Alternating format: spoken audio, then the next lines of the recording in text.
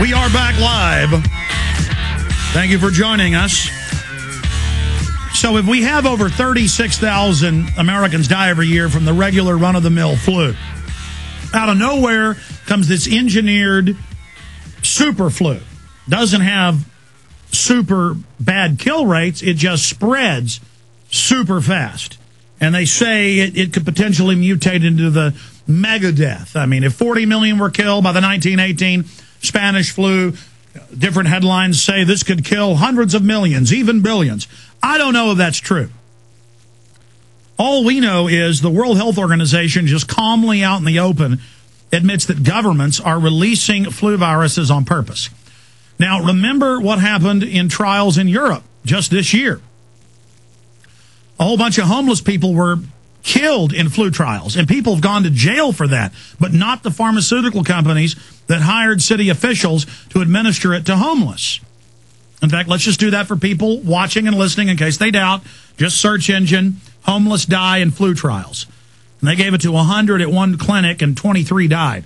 We'll show you that headline. London Telegraph, BBC, AP, you name it. Now, then Baxter Pharmaceutical mixes weaponized bird flu that has a 90+% kill rate in humans with vaccines. By the grace of God, a vaccine distributor tests it, finds it, when it was still in the larger vaccine preparations, hadn't been put into single-use vials yet. Now, you add that now with all this talk of martial law and the government saying, get ready for martial law and flu's coming and it's going to be this big crisis.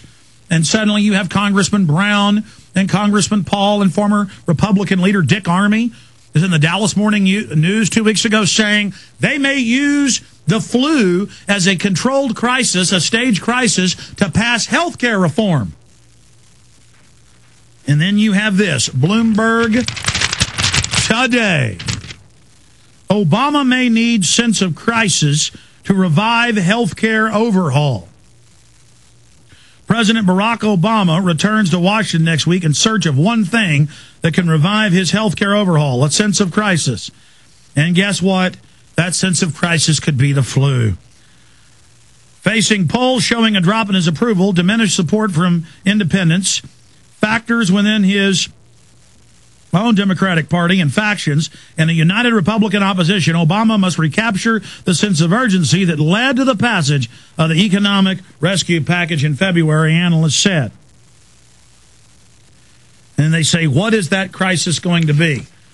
And then here's the big news from Marcola.com, naturalnews.com. We have all these stories posted up at Infowars.com right now with direct links to the World Health Organization. That's the United Nations. That's the private corporate holding company that is carrying out the eugenics medical tyranny. Who admits to releasing pandemic virus into population via mock-up vaccines? The document on the WHO website, linked below, states that it is common procedure to release pandemic viruses into the population in order to get a jump ahead of the real pandemic, so as to fast-track the vaccine for when it is needed. In Europe, some manufacturers have conducted advanced studies using so-called mock-up vaccine. Mock-up vaccines contain an active ingredient for an influenza virus that has not circulated recently in human populations and thus mimics the novelty of the pandemic virus. And right before all this broke out in Mexico City, they were doing these inoculation trials. According to the World Health Organization, such advanced studies can greatly expedite regulatory approval, sources said. And I remember having guests on who went to the Norvitas. In fact, it was Dr. Lynn Horowitz was the main one, and went and showed Baxter and a couple other companies. And he mentioned their own patents in 97, 98, 99, where they were talking about releasing simulants. And he went wild on air. He was one of the guests saying these may be simulants already released because their documents said it. Well, now here's the WHO saying it's been done. So there needs to be an investigation. Who did this? Did it cause the deaths?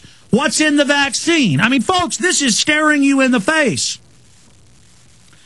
And I heard a talk show host last night, Kenny Romeyer, I was listening to a show, mention that he was watching one of those, I think it was Who Wants to Be a Millionaire or whatever, where the person calls in, you have the lifelines, and they asked the people, how many U.S. senators are there? And no one can answer it, and then the person called their lifeline, and they didn't know. In fact, cue up Miss South Carolina for me. Folks, Miss South Carolina is what the general public's like. Listen, you better get as informed about the history of biological weapons and governments releasing them on people. You better get as informed about eugenics and eugenical systems as you are about applying makeup or acting tough or going to the gym or driving a big truck with big tires. I don't care if you wear cowboy hats, have big tires, have tattoos. I don't care. I don't care if you're a yuppie who wears sweaters tied, in a knot around their neck. I don't care. What I care about is that you're experts in all of that, but not experts in the real world. And the host made a good point. I mean, what has become of this country? Most people don't know the three branches of government. Nothing. They don't understand that the Pentagon admits, and Dick Cheney wrote, even the Austin American Statesman decried this, to their credit, in 2001, that he wanted to release race-specific bioweapons. You know what a race-specific bioweapon is? It's more important than your hair falling out. It's more important than the UT Longhorns won last night and what Mac Brown says. And I'm not saying it isn't important to care about Mac Brown and the Longhorns. Fine. You're supposed to have a good time in life sometimes. But you're supposed to also know that foreign banks stole $23.7 trillion and want to fully bankrupt the country and want an excuse to bring in martial law. And they may do it with this flu situation unless we get the word out and warn them. Play Miss South Carolina. Here is this moron.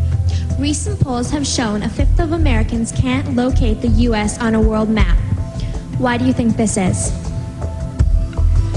I personally believe that U.S. Americans are unable to do so because some people out there in our nation don't have maps, and I believe that our education, such as in South Africa and the Iraq, everywhere such as, and I believe that they should, our education over here in the U.S. should help the U.S.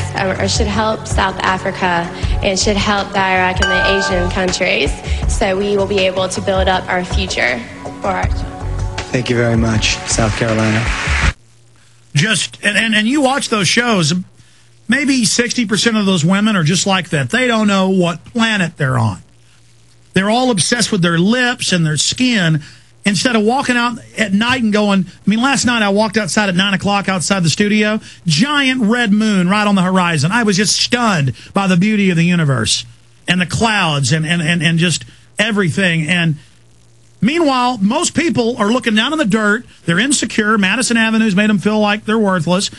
They don't know anything about the real world, the beauty of the world, much less all the wicked things that are threatening our free society and all the good things in life. Let me tell you something. The government will release a deadly flu if they feel like it and kill your kids deader than a hammer. They took over 4,000 foster kids and radiated them to death. So you better get informed about these issues. We're going to come back and explain what the simulant viruses are they're releasing, what I think's really going on, and a lot more, the indoctrination of the youth. Stay with us. I'm Alex Jones. This is the GCN Radio Network. PrisonPlanet.tv is the live point for the TV show that we simulcast in the radio.